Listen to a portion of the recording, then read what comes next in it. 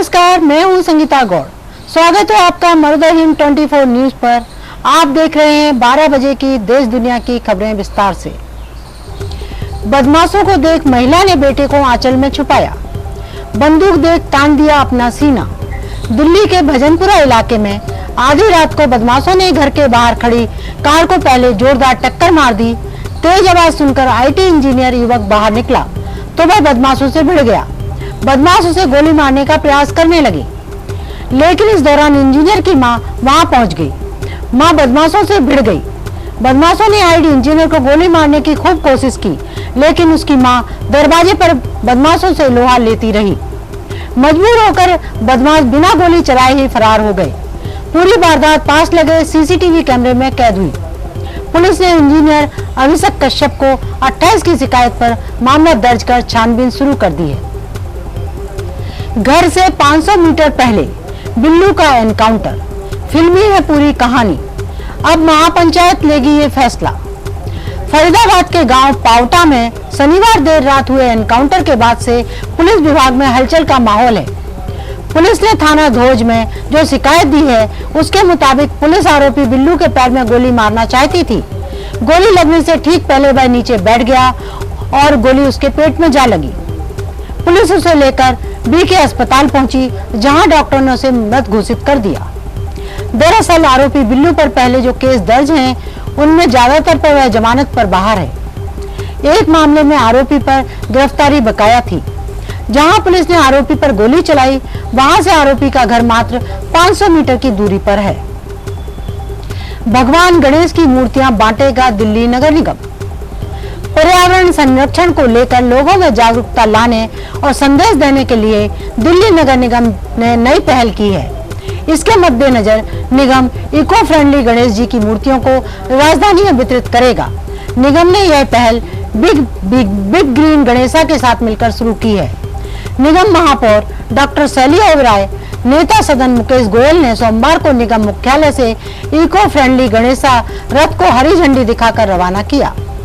इस रथ के जरिए दिल्ली के सभी क्षेत्रों में इको फ्रेंडली गणेशा की मूर्तियां दी जाएंगी। कनाडा पीएम ने खालिस्तानी लीडर की हत्या का दोष भारत पर मढ़ा, डिप्लोमेट को निष्कासित किया।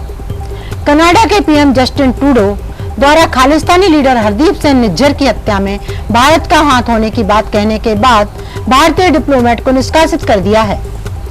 अल जजीरा की रिपोर्ट के अनुसार कनाडा की विदेश मंत्री मेलोनी जॉली ने भारतीय राजनयिक को निष्कासित करने की बात कही है।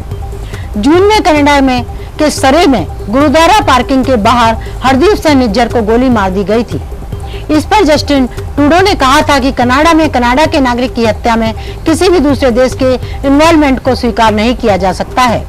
उन्होंने भारत सरकार से अपील भी की कि इस मामले की जांच में साथ दें।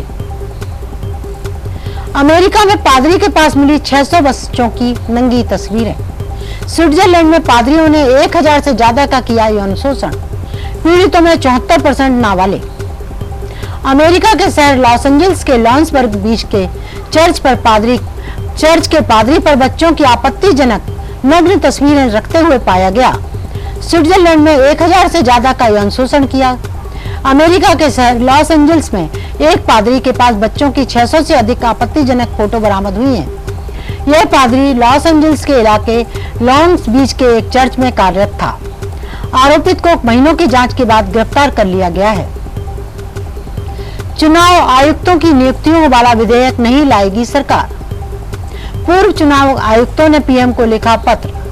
सरकार सोमवार से शुरू हुए संसद के 5 दिवसीय सत्र में मुख्य चुनाव आयुक्त सीईसी और चुनाव आयुक्तों की नियुक्ति संबंधी विधेयक को पारित कराने के लिए जोर नहीं दे सकती है। सूत्रों ने सोमवार को यह बात कही। उन्होंने कहा कि सरकार के भीतर एक विचार यह है कि विधेयक को कानून एवं न्याय संबंधी स्थायी समिति के पास भेजा जाए। कानून मंत्री अर्जुन राम मेघवाल ने 10 अगस्त को राज्यसभा में यह विधेयक पेश किया था।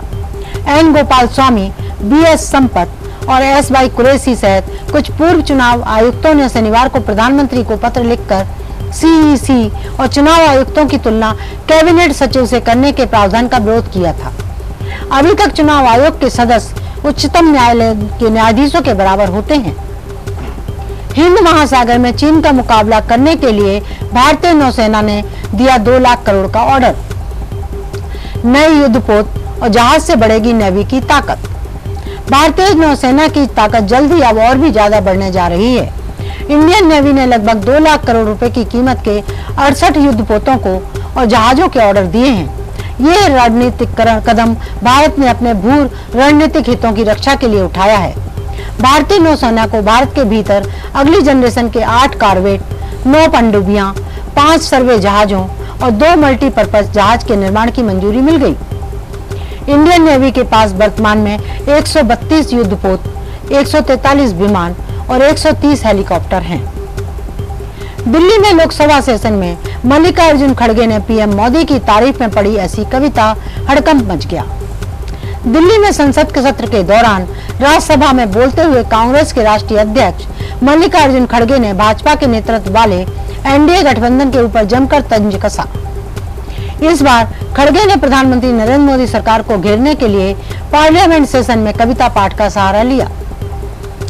कांग्रेस अध्यक्ष ने भाजपा सरकार की जगहों, सड़कों, योजनाओं आदि की नाम बदलने वाली नीति का जमकर उपहास उड़ाया। अपने कविता पाठ में खड़गे ने देश में मुख्य मुद्दा बन चुके बेरोजगारी युवाओं के लिए नौकरी के मुद्दे पर भी फोकस किया। कांग्रेस अध्यक्ष की इस तंज भरी कविता से विपक्षी दलों में हड़कंप मच गया। डॉक्टर राम मनोहर लोहिया अस्पताल में डेंगू से महिला की मौत। मच्छरों का प्रकोप रोकने के लिए आज से होगी फॉगिंग। राम मनोहर लोहिया अस्पताल में डेंगू से एक महिला की मौत हो गई। वह उत्तर प्रदेश की रहने वाली थी। अस्पताल के अनुसार करीब 20 दिन पहले महिला को अस्पताल में लाया गया था। हालत उस दिन काफी खराब थी। करीब 20 दिन तक उसे बचाने की कोशिश की गई, लेकिन 17 सितंबर को दम तोड़ दिया। बता दें कि दिल्ली में तेजी से डेंगू के मामले सामने आ रहे हैं। हालांकि दिल्ली नगर निगम पिछले कुछ दिनों से डेंगू के आंकड़े जारी नहीं कर रहा है। डेंगू के मामले दिल्ली के अस्पतालों में तेजी से बढ़ रहे हैं। अस्पतालों के सूत्रों की माने तो दिल्ली के लगभग सभी सरकारी और निजी अस्पतालों में 3 से 5 मरीज डेंगू के भर्ती हैं। ऐसे में एक अनुमान है कि दिल्ली में अभी 100 से ज्यादा डेंगू के मरीज अस्पताल में भर्ती हो सकते हैं। लोकनायक अस्पताल के चिकित्सा अधीक्षक डॉक्टर सुरेश कुमार ने बताया कि अस्पताल में अभी डेंगू के 4 मरीज भर्ती हैं। डॉक्टर राम मनोहर लोहिया अस्पताल के डॉक्टर ने बताया कि अस्पताल में डेंगू के 3-4 मरीज भर्ती हैं। एम्स की टनल में फंस रही एम्बुलेंस, घायल हो रहे मरीज। 7 साल पहले हुई थी तैयार, जर्जर हो गई है सड़क की हालत। गंभीर मरीजों को जिंदगी को बचाने के लिए 7 साल पहले तैयार हुई एम्स की टनल रोगियों को घायल कर रही है। करीब 2.5 किलोमीटर लंबी इस टनल की सड़क की हालत जर्जर हो गई है। टनल के अंदर कई जगहों पर गड्ढे बन गए हैं।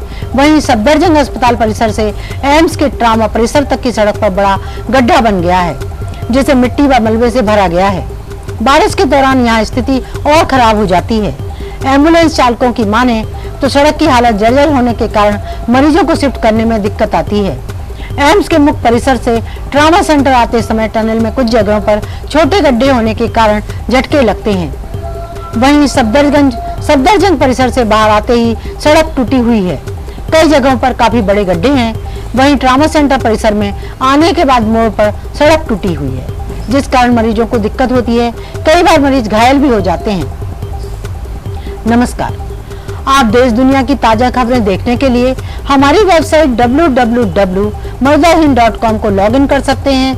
आप हमें फेसबुक, इंस्टाग्राम पर भी फॉलो कर सकते हैं। धन्यवाद।